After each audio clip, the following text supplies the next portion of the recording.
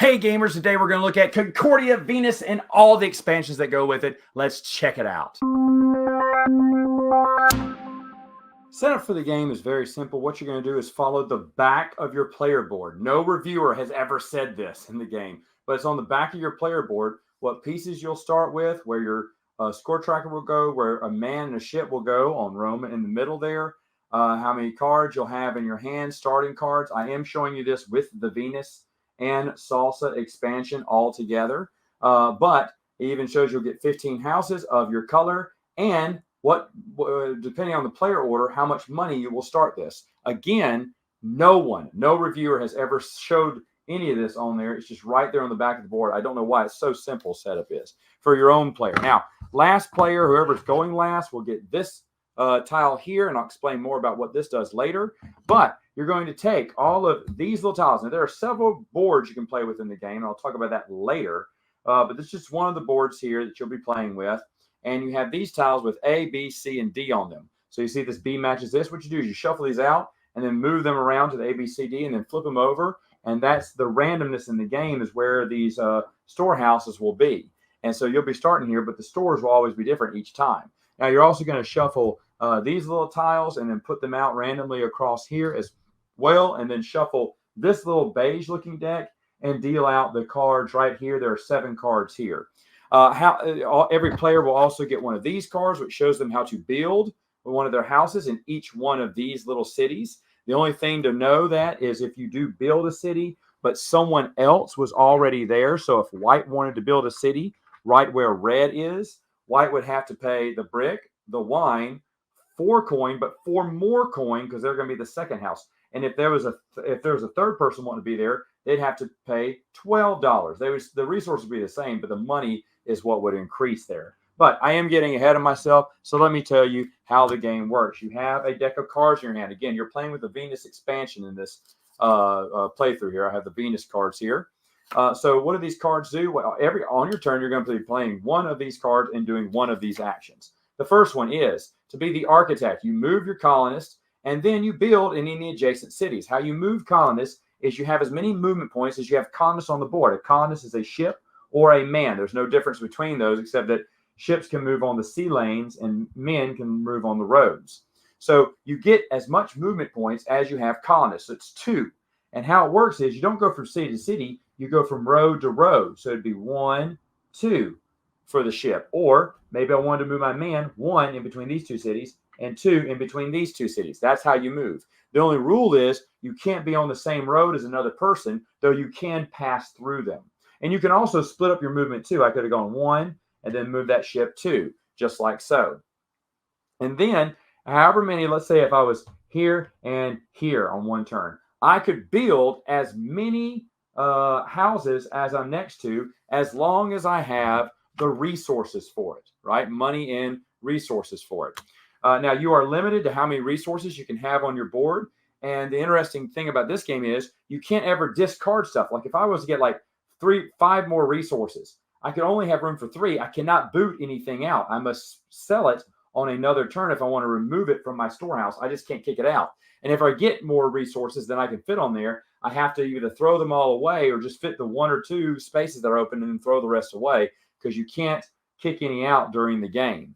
But anyway, that's the architect card. Next card is the prefect card. And what this one basically says is, hey, you look at any of these little province areas and you flip it over and you'll get that resource. So here, if I want food, I flip this over and I get the resource and it turns into coin there. Maybe later on, someone gets a wine, someone gets a tool, someone gets some cloth. On one of these turns, the prefect, instead of taking one of the items there, they can collect all of the coin. So they would get this coin, this coin, this coin, and this coin, and they flip them back over and get the money instead of just the good. Now, for this bonus here, what this allows that last player to do is when they play this, so in a 4-player game, this would be the 4th player, they would get double that resource. So if they flipped over the wine, they get 2 wine. Now, when they use that, now, see, it doesn't count toward money. You don't get double the money, but you can get double the resource. But once you use it, you pass it to the next player, which would be the 3rd player, player number 3. And then when 3rd player uses it, he'll move it to 2 and then 1 and then back to 4. That's kind of how this goes. This gets passed around, starting with the last player. But that's the prefect. The next one is Mercator, and what this does is you can take up to 3 money, successory, that's the money from the game, and then you can trade up to 2 types of goods. So that means looking on your player board, and let me show you the white player board here is, maybe I wanted to buy 2 brick. Well, that would cost me $6.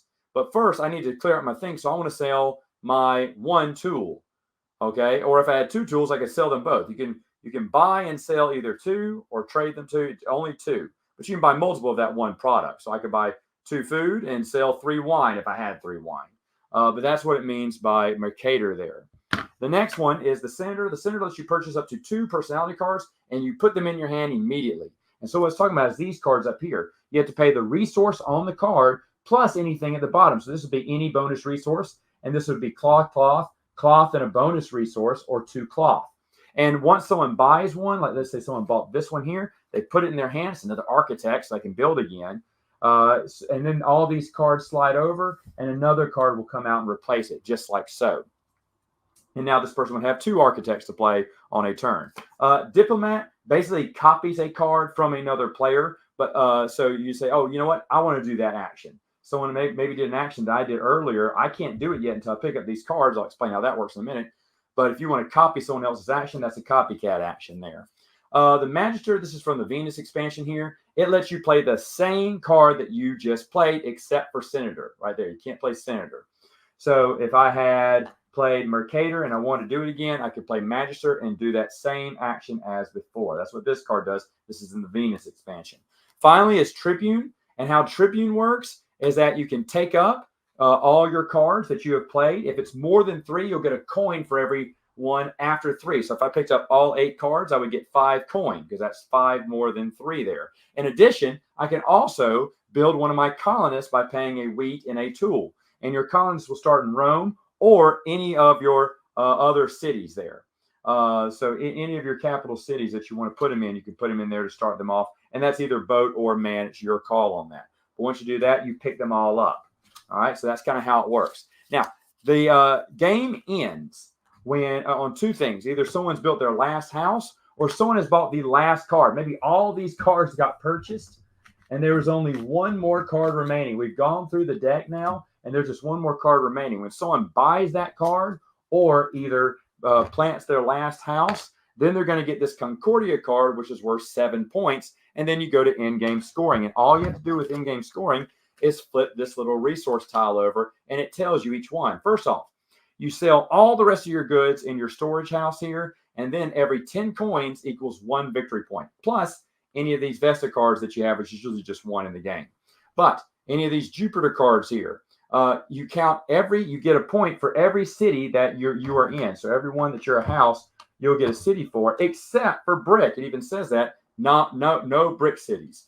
So in this case, I get 3 points there, but I couldn't count this one. Now, in addition to that, any cards that have this below it. So if I had other cards like that, here's one, I get a victory point for that. And I don't have any, there's another one. I get a victory point for that. So I get 2 victory points to start on the top of these other 3. And that's how it's going to be for all this scoring.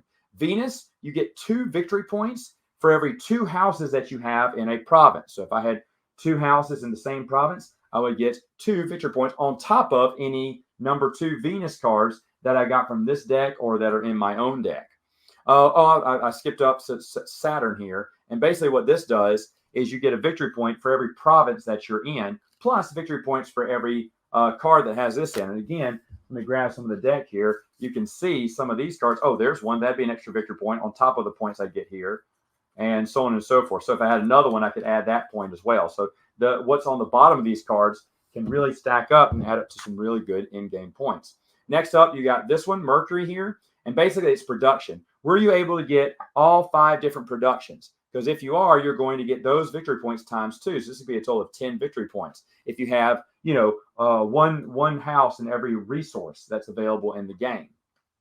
The other one here says Mars, for every colonist you have out, you'll get 2 victory points. And then, of course, plus, I should have mentioned 2 victory points for every card that says this, and 2 victory points for every Mars card you have in your hand. Finally is the Minerva cards, and they will tell you on the card, they're specialist cards. You'll get X amount of points depending on what specialty is. They're very self-explanatory, and you'll add each one up individually I think it goes from like 4-3 or 2 or 5-4-3-2 or whatever of the specialist cards that you have in your hand. Again, once everyone has added up their score, whoever has the most points wins. Now, Venus also comes with team play. I'm not going to explain that because I've never played before, and I hate the idea of team play. Also has a solitaire expansion, which I don't play solitaire. But I do want to talk about this other expansion over here, which is the Salsa expansion. Now, in the Salsa expansion, you get a forum, like so. And you're going to put these cards out. You're going to shuffle this deck. And when they play the Tribune card, depending on how many cards they pick up, they can be able to pick up this or maybe any of these behind it and so on and so forth. So the more cards that you pick up on your Tribune, even says that, Tribune, Tribune, Tribune, and then 10, 8, 6, 4, you can get this extra one. Blues, one-time bonuses. Green is one-time bonuses, and blues are bonuses whenever you use that particular card. So whenever I use the Mercator card, my first brick when I'm buying it is free. Or whenever I use the Architect card, I get one additional move point. And so it basically is very straightforward and tells you what's available in the forum. There's also salt in the game when you add this in there. Salt is a wild resource which can count for anything. And there are 4 salt mines listed A, B, C, and D. You'll just take one random A, B, C, and D off the board and replace it with salt. And then you have these little cards here that you give to the players that tell you how much it costs to build a salt mine. And then on the back, it says, hey, this can score for Jupiter, Saturn, and Minerva, too. So it even tells you what it scores for. Again, very easy to understand. And that's the Salsa expansion. Now, on top of that, they have several different boards that you can play with, some with mini players, some with smaller players that make it a smaller place. Sometimes getting the resources are different, or getting this little Praetor action, I think it was, or prefix, excuse me. The prefix action kind of changes a little bit. There's one that instead of you flip over the good. Oh, and by the way, I should mention when you flip over this good here, everyone who has a house in that region will produce goods. So if someone were to pick, let's say Italy here, they'd get food, and every house, whoever was in here, would get and you can't have 2 houses in one place of your own color. But if everyone had one, so for instance, let me put this in here. So white would get a wheat, and black, because this was picked, and this was picked, like say, by blue player. Everyone who's in here always gets the resource. Black would get food and wine, okay, for doing that. That's what happens when you use the prefix one. Now, when you're using it on certain other boards, it can, instead of developing goods in that area, you can have it develop fish instead of that good. And what they have here is this little market here where you exchange your one, or these are 2 sided, there's the double sided here, 2 fish in the market for special abilities, money, goods, whatever you want. They even have this written sideways depending on how you want your player board set up, which I think is really cool. I should also mention in that fish expansion that the last player would get this card, which would allow them to get 1+ fish whenever they do that action. And then, of course, they give it to third player, then second, then first, then back to fourth again. That's how this would travel around. And that is Concordia. Final thoughts. What do I think about the game? Wow, wow, wow. I have seen Concordia pop up in hey, you may also like this game or that game. And I was like, let me look at this again. Because I never really looked at it, to be fair. I just thought the original artwork, which I have on another, I have this in 2 boxes here. One box holds all the boards, and then one box holds all the goodies and bits with the guy who owned this that I traded with had an organizer in it, and so it was already organized too. Now, when I played the game at first, it's hard. We tried to play with all the expansions. That was a bad idea because it was a little too much going on, too much time out to read the rules, and I felt bad because I kind of ruined the game. We went back, played just the base game, had a good time. Then I added Venus, which is just that extra card, not that much, and I should have added at the beginning. Then I played again with Salsa, and Salsa is wonderful, wonderful, wonderful. That is a necessary expansion. So what should you get? By the way, this is the Concordia with Venus expansion here. I should mention you can get Venus separate. But for me, if you've never bought Concordia before, go ahead and get this one because you get Venus practically for free and almost for the same price. You can get the base game too, but I don't get team play. The extra maps that they give you, that's nice. The Magister card, or is that what it was? Yeah, the Magister card's okay. We play with that. Now, of course, I'll put it in the deck because it's one extra card to play with. But I don't know how necessary this is to the game. However, when it comes to Salsa, that is necessary. We love the salt mines. We love the forum. It makes the Tribune action that much more better because people are now saving more cards. They don't care about getting a couple of coins. Oh, I get a couple of coins. You don't really care about just a handful of coins when you just need to get those cards back and do better actions. And so I think they knew that, and that's why they created Salsa, so you'd hold on to your cards longer, and it worked. The game rapidly changed because of Salsa, because everyone wanted these special forum cards. I should also mention that there's a promo pack of forum cards that I bought on BGG that I just threw in there because it was just extra, and I thought that was great. But overall, really solid game. Really solid game. The more I've gotten to play it, the first time I was like, I don't know about this, but that's because we kind of put too much at one time. All the other boards, you need all the player boards. I don't know. If you get the base one, and if you need more adventures, like we played on 4 boards. We played on 4 different boards each time, and I saw a little bit difference. The fish market was a lot of fun. The volcano one I haven't played with yet, but there's a played on yet. But I see the differences in them, and that's nice. How many times I'll use them? I'll try to throw one in every time we play. Because I do plan on keeping this, because I do think it's a great game and I can recommend it. So it's been a long time coming. This is old news for a lot of people, but hey, I just found it for the first time for me and discovered it. Maybe you are watching this too, thinking the same thing. So there you go. Concordia, great game. All right, gamers, that's it for now. Until next time, you know what to do. Game on!